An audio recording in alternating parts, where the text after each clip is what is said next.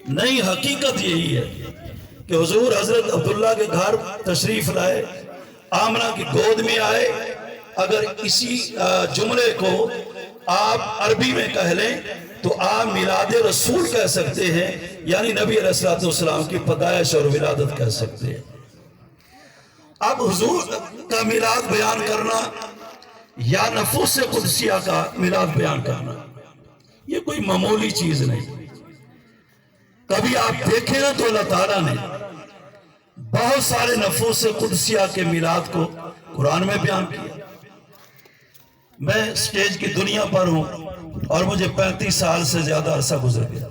ابھی یہ میرا بیٹا پیدا نہیں ہوا تھا، اس سے پہلے میں سٹیج پر ہوں، لیکن جس چیز کی میں تحقیق تک پہنچا ہوں، یہ میری 35 سال کی محنت سمجھ لیں، یا قرآن پاک کی گردانی سمجھ لیں، یا قرآن پاک کو بار بار پڑھنے اور پڑھانے کی وجہ سے یہ باتیں میرے ذہن میں ہیں، تو میں آپ سے آج شیئر کرنے چلا ہوں۔ قرآن پاک کو اگر آپ دیکھیں نا تو اللہ تعالیٰ نے سورہ نساء کے اندر پہلی آیت کے اندر ایک خاتون کا میلاد بیان کیا۔ سننا چاہتے ہیں تو آپ ذوق سماعت بلند کریں، میں قرآن کی آیت پڑھوں گا۔ نعت کی صورت میں آپ کا ذوق الحمدللہ غلام فرید سیال صاحب جس انداز میں، اور کیا کہتے ہیں کہ ان کو پورا ایک مہارت ان کو حاصل ہے الحمدللہ۔ یہ حضور کا ذکر جمیل کرتے ہیں، نعت شریف پڑھتے ہیں الحمدللہ۔ پہلے کسی اور دنیا میں تھے، اب آقا نے اپنی نوکری کے لیے ان کو قبول فرما لیا۔ بہرحال وہ دنیا کیسی تھی وہ تو خود آپ جانتے ہیں یا آپ بتائیں گے۔ تو میں عرض کر رہا ہوں قرآن کی پارہ نمبر 4 سورہ نساء کی پہلی آیت، رب فرماتا ہے یا ایھا الناس، اے لوگو، اتقو، ڈرو، ربکم، تم اپنے رب سے، خلقکم من نفس واحدہ، جس نے تمہیں ایک جان سے پیدا کیا۔ توجہ دیں گے آپ تھوڑی سی، میں اس کی وضاحت عرض کروں۔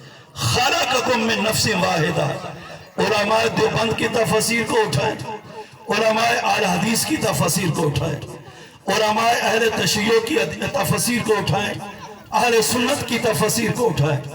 اس آیت کے تحت ہر مفسر نے لکھا ہے کہ خلقکم من نفس واحدہ سے مراد یہ ہے کہ آدم علیہ السلام جنت میں سو رہے تھے، اللہ تعالیٰ نے آدم کی بائیں طرف کی درمیانی پسلی میں سے اللہ تعالیٰ نے حضرت حوا کو پیدا فرمایا۔ تو پیدا ہونے کو عربی میں کیا کہتے ہیں؟ بھول گئے آپ؟ پیدا ہونے کو کیا کہتے ہیں؟ صحیح میلاد کہتے ہیں، پیدا ہونے کو میلاد کہتے ہیں۔ گویا سورہ نساء کی پہلی آیت میں اللہ نے حضرت حوا کا میلاد بیان فرمایا۔ چلو میں تھوڑا سا بات کو آگے لے جاتا ہوں۔ جیسے آدم علیہ السلام بیدار ہوئے نا تو اپنا ہاتھ بڑھایا، اپنے ہم جنس کو دے کر ہاتھ بڑھایا، آواز قدرت آئی، کف یا آدم، روک لے اپنے ہاتھ کو۔ عرض کی مولا تیری جنت میں صرف حور و غلمان رہتے ہیں، ملائکہ رہتے ہیں، یہ میرا ہم جنس ہے۔ کہا کہ آدم یہ پیدا ہی میں نے تیرے لیے کیا ہے، لیکن اس سے پہلے اس کا حق مہار ادا کر۔ کچھ کہنا چاہوں گا، آپ کی توجہ چاہتا ہوں۔ کہا کہ پہلے حق مہار ادا کر۔ عرض کی مولا کیا حق مہار ادا کروں؟ تو نے اپنے دست قدرت سے بنایا، میرے روح میں اپنا جسم میں روح پھونکی، مسجد ملائکہ بنایا، جنت میں رکھا، جہاں سے دل چاہتا ہے وہاں سے جنت کے پھل توڑ کے کھا لیتا ہوں، جس نہر سے جی چاہتا ہے پانی پی لیتا ہوں۔ مولا نہ میرے پاس درہم، نہ میرے پاس دینار، نہ پیسے، نہ دولت، نہ سرمایہ، حق میں کس چیز کا ادا کروں؟ آواز قدرت آئی، آدم میرے نبی پر 20 مرتبہ درود و سلام پڑھ دے، تیرا حق مہار ادا ہو جائے۔ کتنی مرتبہ درود؟ 20 مرتبہ میرے نبی کی ذات پہ درود و سلام پڑھ دے، حق مہار ادا ہو جائے گا۔ تو 20 مرتبہ آدم علیہ السلام نے پڑھا درود، تو حضرت حوا ان پہ حلال ہوئی۔ پتہ چلا جو آدم کا حلالی بیٹا ہے وہی نبی پہ درود و سلام پڑھتا ہے۔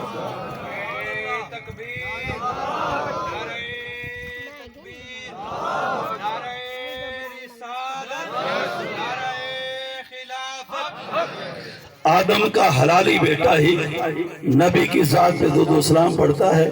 یہ محفل میلاد ہے اور نفرت بانٹنے کے لیے میں نہیں آیا، میں تو محبت رسول کا پیغام دینے کے لیے آیا ہوں۔ باقی العاقل و تکفیل اشارہ، نبی کا حضرت آدم کا حلالی بیٹا وہی ہے جو نبی کی ذات پہ درود و سلام پڑھتا ہے، نبی پر بھی درود پڑھتا ہے اور نبی کی آل پر بھی درود و سلام پڑھتا ہے۔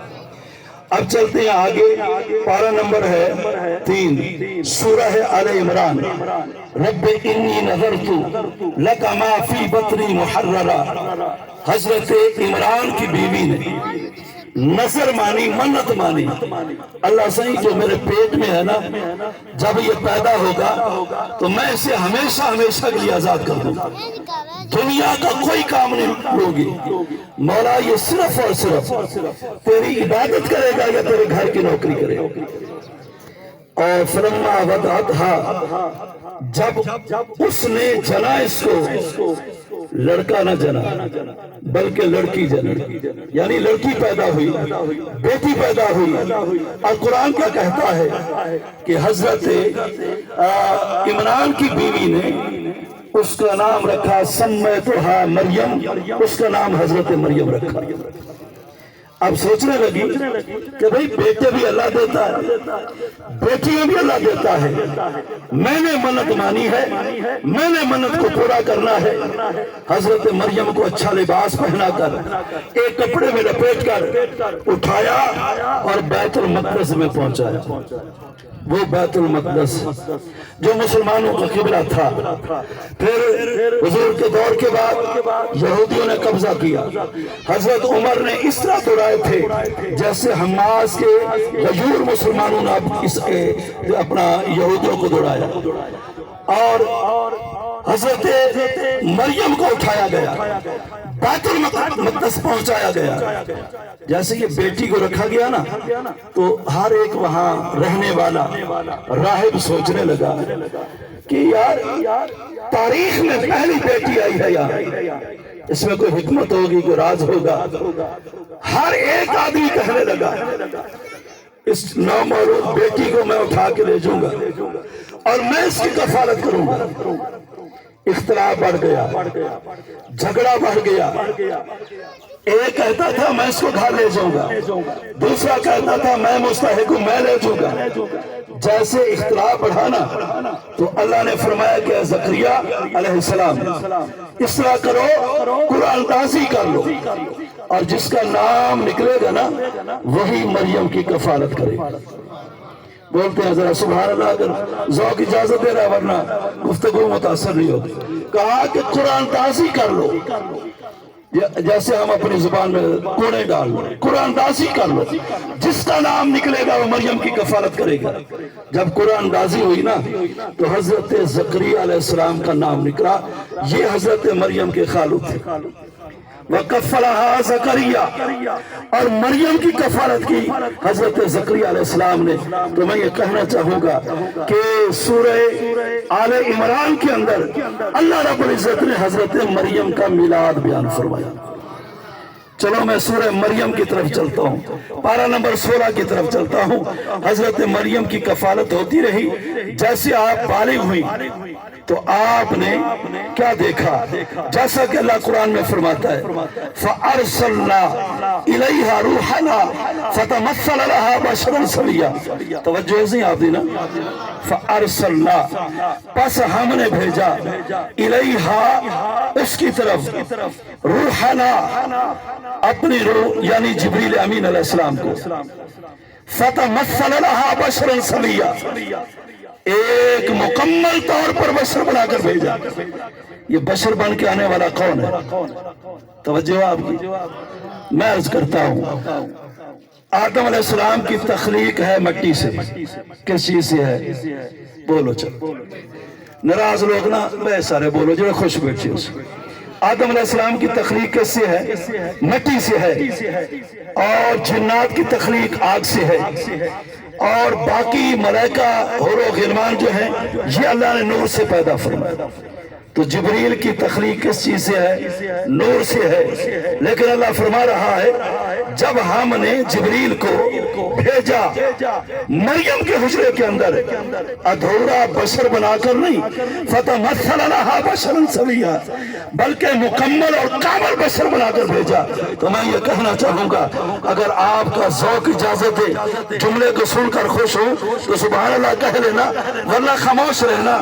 جبریل جس کی تخلیق نور سے ہے اگر وہ بشر بن کر حضرت مریم کے حجرے میں آئے جبریل کی نورانیت میں فرق نہیں پڑتا. آمنہ کے لال بشریت کا لبادہ اوڑھ کر اگر اس کائنات میں آ جائے حضور کی بشریت میں فرق نہیں پڑتا نورانیت میں فرق نہیں حضور کی نورانیت میں فرق نہیں پڑتا. فتمثل لها بشرا سویا پورے بشر بن کر آئے کون حضرت جبریل امین علیہ السلام. اور جیسے حضرت مریم کے کمرے میں داخل ہوئے نا تو آپ نے دیکھا یہ خوب رو نوجوان سیاہ جس کی داڑھی سیاہ جس کے بال سفید عمامہ سفید لباس وہ دیکھ کر گھبرا گئی اور کہا کہ میں اللہ کی پناہ میں ہوں تو کون ہے کہ بغیر اجازت کے میرے حجرے کے اندر عبادت خانے کے اندر. تو آنے والے نے کہا مریم نہ گھبرا میں تیرے رب کی طرف سے انما انا رسول رب کے سوا اس کے نہیں میں تو تیرے رب کی طرف سے رسول بن کے آیا. رسول کا ایک معنی قاصد پیغام پہنچانے والا پیغام رساں کو رسول کہتے ہیں. کہا کہ میں تو تیرے رب کی طرف سے رسول بن کے آیا ہوں قاصد بن کے آیا ہوں. بھئی رب کی طرف سے آئے ہو رب کے قاصد بن کے آئے ہو تو کیا خبر لائے ہو. کہا کہ لے بالا کے غلامن زکیہ میں تجھے خوبصورت پاکیزہ بیٹا دینے کے لیے. توجہ ہے صحیح آپ دی نا کون کہہ رہا ہے جبریل کہہ رہا نا بیٹے کون دیتا بولو چس ناراض نہیں ہوئے تو بولو چاہ باری والا عقیدہ توحید ہے نا سی فرشتے لکھ دے پہ تائید لکھ دے پہ بیٹے کون دیں دے اللہ دیں دے بیٹیاں اللہ دیں دے لیکن قرآن دے الفاظ ہیں لے بالا کے غلامن زکیہ میں تجھے بیٹا دینے کے لیے. پوچھئے مولوی سے شرک نہیں ہو گیا مولوی سے سوال کیجئے یاد رکھیں نا. اور کسی نے کہا تھا نا یہ کان ایک بھی ہوتا تو آدمی بات سن لیتا یہ کان دو کیوں ہے تو مذاق کرنے والے لوگ ہمیشہ مذاق ہی کرتے ہیں. وہ کہتے ہیں کہ اللہ نے کان اس لیے دو دیے ایک سے بات کو سنو اور دوسرے سے نکال دو. یہ بات نہیں کرنی قرآن حدیث کو دل میں جگہ دینی ہے دماغ میں جگہ دینی ہے. میں سوال کر رہا ہوں آپ اس بات کو یاد کر لیں کہ حقیقت میں ہمارا بھی عقیدہ یہی ہے بیٹے اللہ دیتا ہے بیٹی اللہ دیتا ہے. لیکن جبریل کہہ رہا لے بالا کے میں تجھے ہبا کرنے آیا ہوں میں تجھے دینے کے لیے آؤں. غلام زکیہ غلام بیٹے کو کہتے زکیہ پاکیزہ بیٹے کو میں تجھے پاکیزہ بیٹے دینے کے لیے. تو مولوی سے سوال کرنا نا جو ہر بات پہ ہم پہ شرک کے فتوے لگاتے ہیں جو ہر بات پہ ہم پہ بدعت کے فتوے لگاتے ہیں کہنا مولانا اس کی وضاحت تو کر دو نا. بیٹے تو اللہ دیتا ہے بیٹی اللہ دیتا ہے لیکن جبریل کہہ رہا ہے مریم کو میں تجھے بیٹا دینے کے لیے آیا ہوں. تو سوال کرنا جبریل کا بیٹا دینا شرک نہیں ہے. یہ شاید ان کے پاس جواب نہیں ہوگا یہ جواب دے سکتے ہیں تو اعلیٰ حضرت کے غلام ہی جواب دے سکتے ہیں. حقیقت میں بیٹے اللہ دیتا ہے بیٹی اللہ دیتا ہے لیکن جبریل نے مجازی طور پر اس کی نسبت اپنی طرف کی. ہم بھی یہ کہتے ہیں کہ اگر جبریل مجازی طور پر اپنا بیٹا دینے کی نسبت اپنی طرف کر لے تو یہ شرک نہیں ہوتا. ہم بھی کہیں کہ حضور داتا علی حجویری کی دعا سے غوث بہاول اکر زکریا ملتانی کی دعا سے پیر مہی علی شاہ صاحب کی دعا سے پیر سیال لجپال کی دعا سے اور پیر شاہ سلیمان توسیع کی دعا سے اللہ نے بیٹا دیا ہے. یہ بھی شرک نہیں ہے یہ مجازی طور پر یہ بھی بات بالکل درست ہے. بہرحال یہ اپنا بات ذرا ٹف تھی مشکل تھی سمجھ نہیں آئے. اب حضرت جبریل امین علیہ السلام نے ماری پھونک کیا کیا سی یادن پیرا کو دم کراون جو تسا ویندے ہو پھونک ہی کیا ہے یہ تک سا ہے عام نہیں وگن دے پیرا کو تسا دم جو کریں دے ہو تے انہاں پیراں دی پھوکے کیا ہے؟ توجہ سے آپ اللہ نے یہ واقعہ بیان کر کے امت مسلمان کو یہ بتا دیا ہے عام لوگوں کے پھونکوں میں اثر نہیں ہوتی.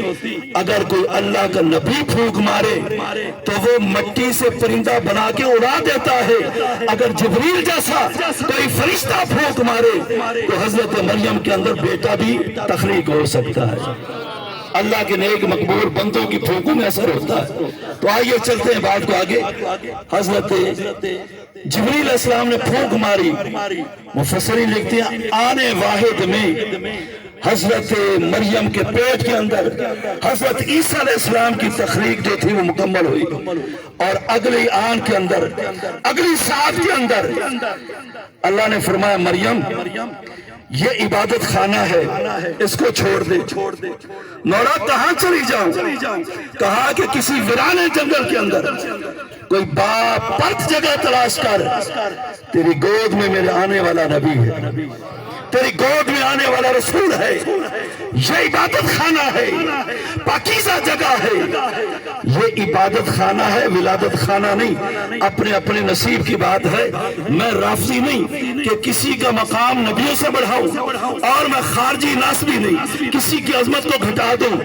جب عیسیٰ علیہ السلام کی ولادت کا وقت تھا اللہ نے کہا عبادت خانہ چھوڑ, باپر جگہ تلاش کر. مولا علی کی ولادت کا وقت تھا تو حضرت فاطمہ بنت اسد سوچ رہی تھی بچے کی ولادت کا وقت ہے, تکلیف شروع ہو گئی ہے. کعبے کی دیوار سے آواز آئی فاطمہ کہیں نہ جانا. دیوار پھٹ گئی, اندر آ جا, یہ تیرے بیٹے کی ولادت کی جگہ ہے. یہ اپنا اپنا نصیب ہے. حضرت مریم چلی, آپ ایک کھجوروں کے باغ میں گئی جس کا نام تھا موجودہ نام ہے یروشلم, جو اسرائیل کے قبضے میں ہے.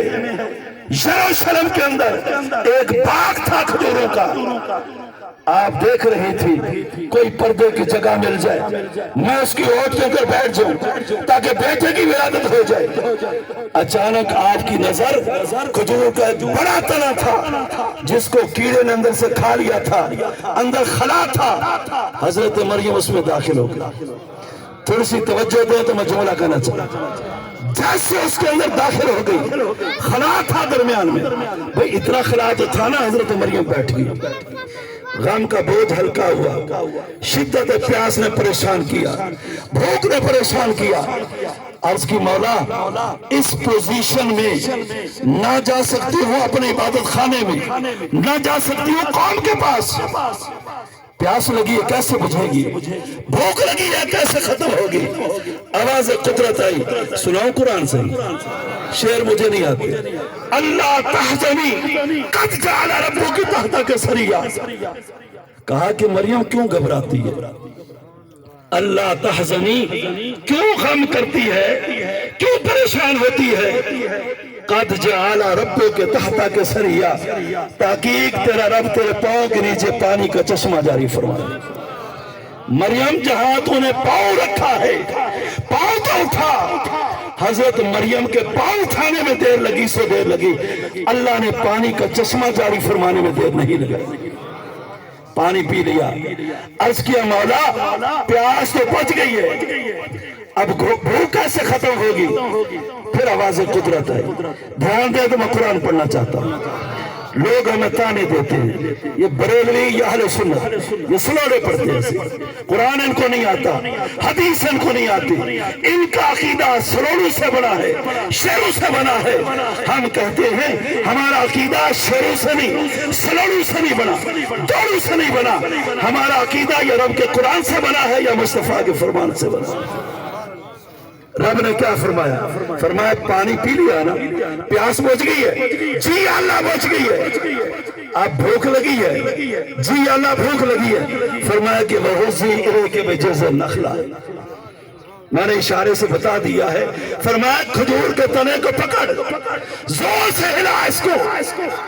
مولا کیا ہوگا, یہ تو بالکل سوکھ چکا ہے اور شباب بہاریں اس کی روٹ رہی ہیں سے, اندر سے کھوکھلا ہے, خشک ہو چکا ہے. پروردگار میں اس کو ہلاؤں بھی سی تو کیا ہے، اس پر تو کوئی کھجور کو نہیں. فرمایا یہی بتانا چاہتا ہوں نا، اللہ کے ولی کے ہاتھ میں برکت کیا ہوتی ہے. یہ لوگ سوال کرتے ہیں نا، اللہ کے ولی کے ہاتھ میں جا کے ہاتھ دے دیتے ہو، کیا ملتا ہے تمہیں؟ ہم کہتے ہیں کہ ولی کے ہاتھ میں برکت اتنی ہوتی ہے، اگر ولی سوکھے درخت کو ہاتھ لگا دے بہار لوٹ آتی ہے، وہ درخت پھر سے سرسبز و شاداب ہو جاتا ہے. ہاتھ لگایا بہت سی ہیرے کی وجہ سے نخلا، ہاتھ لگایا، ہاتھ لگانے سے یہ درخت پھر سرسبز و شاداب ہو گیا. کھجوریں لگ گئی، اور جب مریم نے اس کو ہلایا تو کھجوریں پک کر حضرت مریم کی گود میں بھی آ گئی. اس پورے قرآنی واقعے سے میں بات عرض کرنا چاہتا ہوں جو کبھی کبھی عرض کرتا ہوں ذہن میں آتی ہے. یہ درخت ہے نا سامنے، کیکر کا درخت ہے، مکان کی چھت پر کوئی بچہ بھی شاخ پکڑ کے اس کو ہلائے نا تو جنبش ہو جائے گی، یہ ٹہنی ہلنے لگے گی. یہی کیکر کا درخت آپ میں سے کوئی اٹھے یا میں اٹھ کے جاتا ہوں، اس کو بالکل زمین کے قریب سے پکڑ کے ہلاتا ہوں، یہ درخت ہلے گا. بولو جیسے چلو جنہاں کو سمجھ نہیں آئی ہوتا ہے نا مجبوری سے، جنہیں سمجھتے بیٹھے ہو نا سی، والا وہ تو کھجور دا تنا ہے نا سی، خشک تنا، اتنا وڈا تنا ہے جو اندر حضرت مریم فرمایا کہ وہ حسی پکڑ کے ہلا اس کو. حضرت مریم نے وہیں بیٹھے بیٹھے زمین کے پاس بیٹھ کر اس تنے کو ہلایا. تو اللہ اس واقعے میں بیان یہ کرنا چاہتا ہے، لوگوں جہاں بڑے بڑے طاقتور لوگوں کی طاقت کی انتہا ہوتی ہے وہاں ولی کی طاقت کی ابتدا ہوتی ہے. جہاں سب ولیوں کی طاقت کی انتہا ہوتی ہے وہاں نبیوں کی طاقت کی ابتدا ہوتی ہے، اور جہاں سارے نبیوں کی طاقت کی انتہا ہوتی ہے وہاں حسنین کے دانا کی طاقت کی ابتدا ہوتی ہے.